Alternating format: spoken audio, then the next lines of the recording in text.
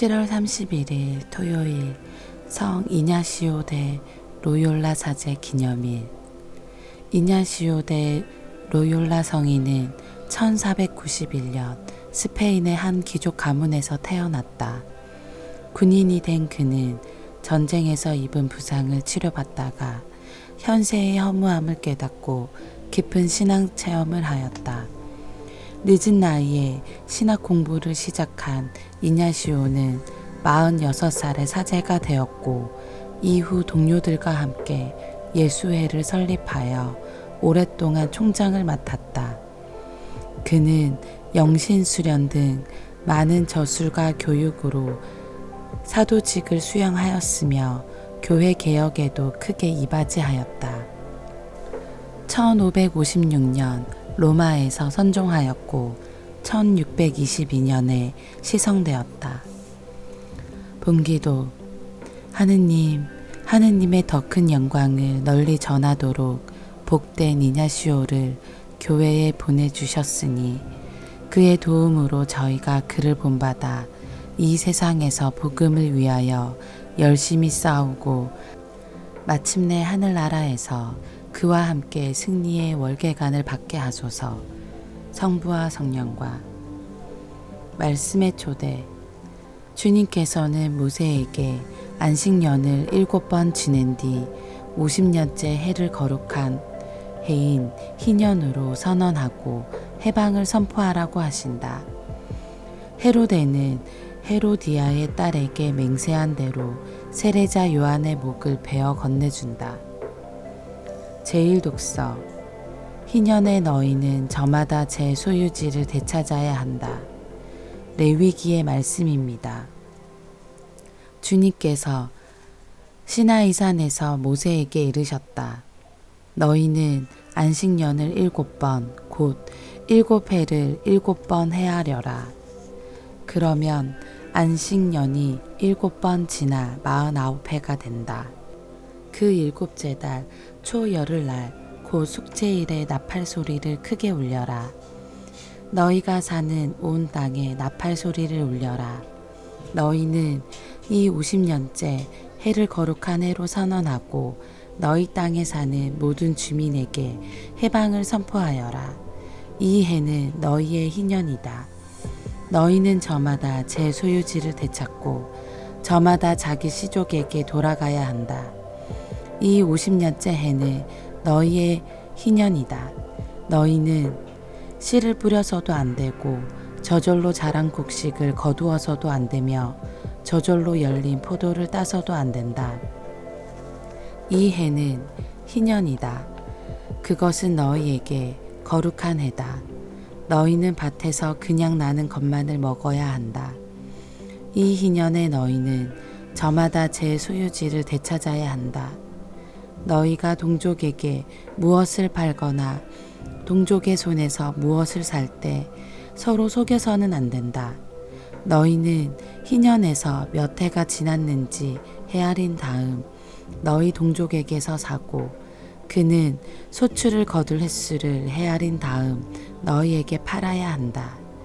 그 횟수가 많으면 값을 올리고 횟수가 적으면 값을 내려야 한다.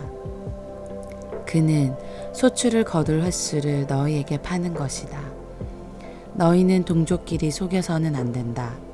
너희는 너희 하느님을 경외해야 한다. 나는 주 너희 하느님이다. 주님의 말씀입니다. 하느님 감사합니다.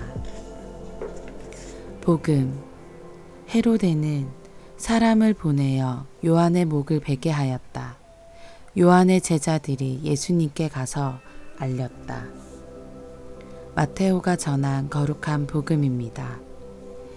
그때 헤로데 영주가 예수님의 소문을 듣고 시종들에게 그 사람은 세례자 요한이다.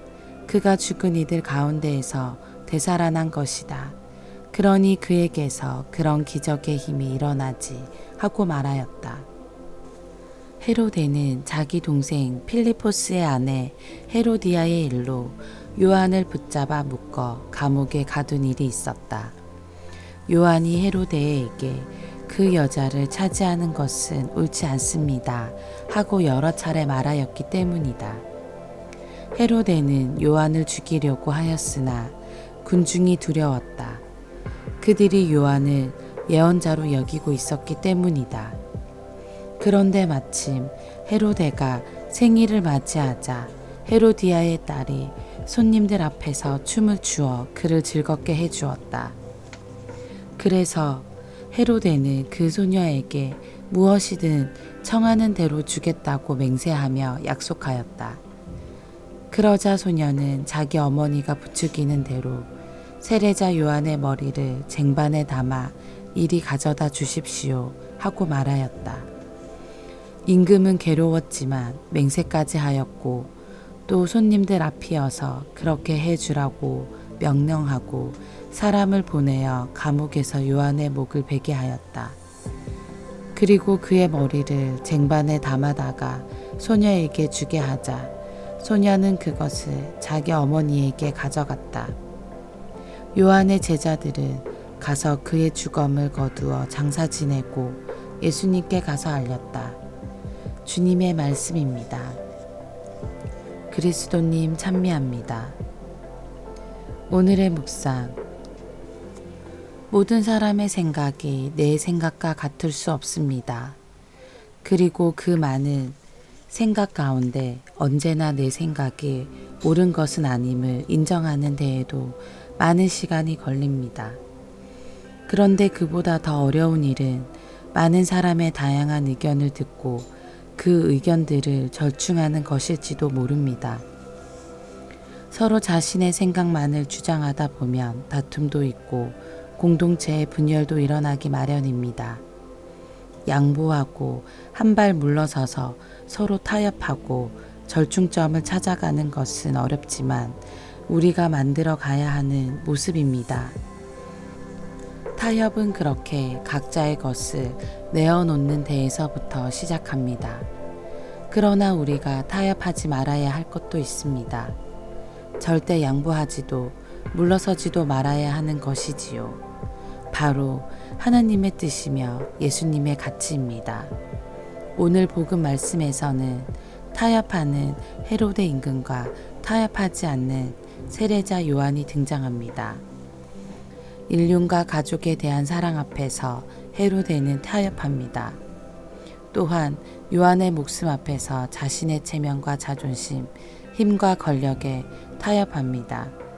하나님께서 주신 말씀과 같이 신념과 믿음 앞에서 자신에 대한 사랑과 세상의 가치와 타협합니다. 그렇지만 세례자 요한은 결코 타협하지 않습니다.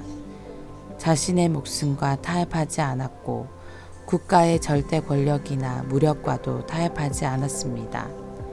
세상 사람들의 인기나 부와 명예와도 타협하지 않았습니다. 자신의 생각에서 벗어나 다른 이들의 말을 경청하고 나와 다른 생각을 인정하고 받아들여야 합니다. 그렇게 오만과 독선에서 벗어나 자신의 생각을 양보하고 절충하면서 타협해야 합니다. 그러나 하나님의 뜻만은 타협하지 말아야 합니다.